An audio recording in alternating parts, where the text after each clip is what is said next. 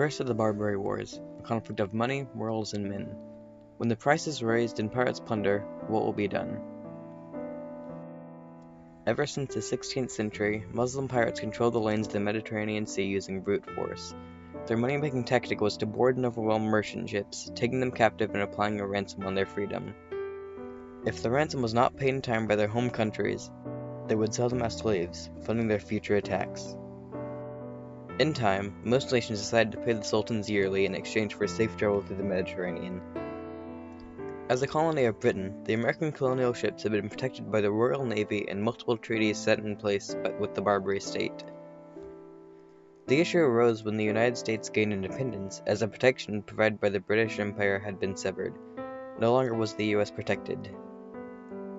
They rushed to strike a peace treaty with the sultans of North Africa, and in 1796 they were quite modest with their fees. However, the Pasha of Tripoli, Yusuf Karamanli, believed he could demand a higher payment from the US. In March of 1801, Yusuf's demands for a new treaty reached the United States shortly after the inauguration of Thomas Jefferson.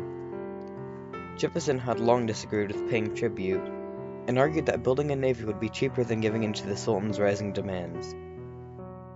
Jefferson sent out a group of naval scouts, which he called a squadron of observation, consisting of 3 frigates: the President, the Philadelphia, the Essex, and the sloop of war Enterprise, under the command of Commodore Richard Dale.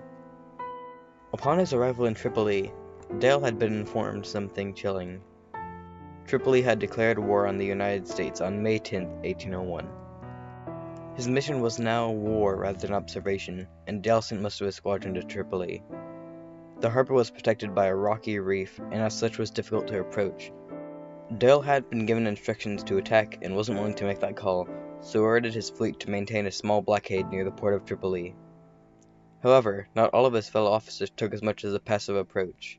Lieutenant Andrew Stewart defeated the ship Tripoli on August 1, 1801. In the engagement, the Tripoli lost 60 out of 80 crew members, while Andrew's ship, the Enterprise, suffered no losses. This exposed the weakness of the Barbary pirates, in that their light ships with men not well trained in gunmanship were no match for naval vessels. Though Andrew won, the US had not yet declared war on Tripoli and could not claim the ship as a prize. It was sent back after her guns were removed and discarded, and the Pasha treated the captain with vicious anger. He was beaten publicly and forced to ride backwards on a donkey throughout the city upon returning. In April of 1802, Dale returned to the US and resigned from the Navy, quickly being replaced by Commodore Richard Morris. He arrived in Gibraltar in June with 7 frigates and a sloop. Though he was supposed to continue with the whole squadron and lie off Tripoli, he decided to continue with Dale's policy of escorting American merchant ships around the Mediterranean. His only action towards Tripoli was to send Captain Alexander Murray with the Constellation forward with orders to watch the port.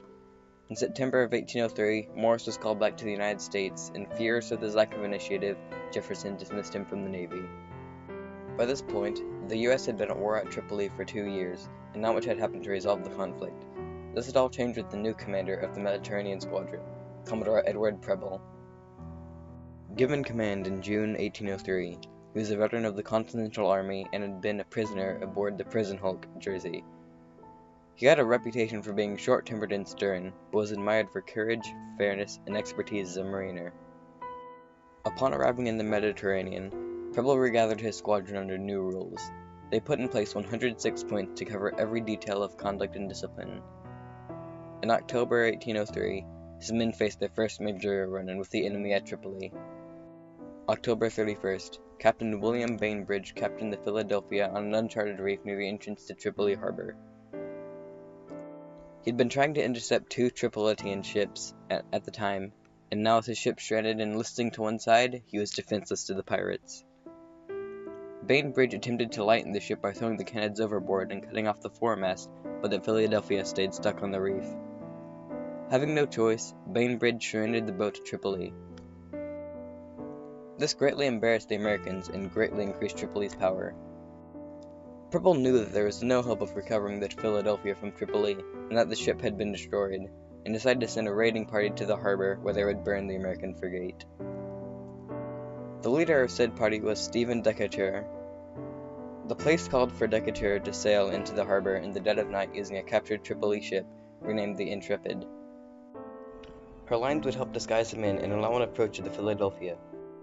Using a pilot that spoke Arabic, they would identify themselves as a wounded ship and ask permission to dock next to the Philadelphia. They would then board and destroy her, escaping on the Intrepid. On February 4th, 1804, Intrepid entered Tripoli harbor. The Tripolitans quickly uncovered the facade, but at that point, Decatur's men had already boarded the Philadelphia. In a quick hand-to-hand battle, the Americans retook the ship and set her ablaze, making a quick escape. Congress recognized Decatur's bravery by promoting him to the rank of full captain.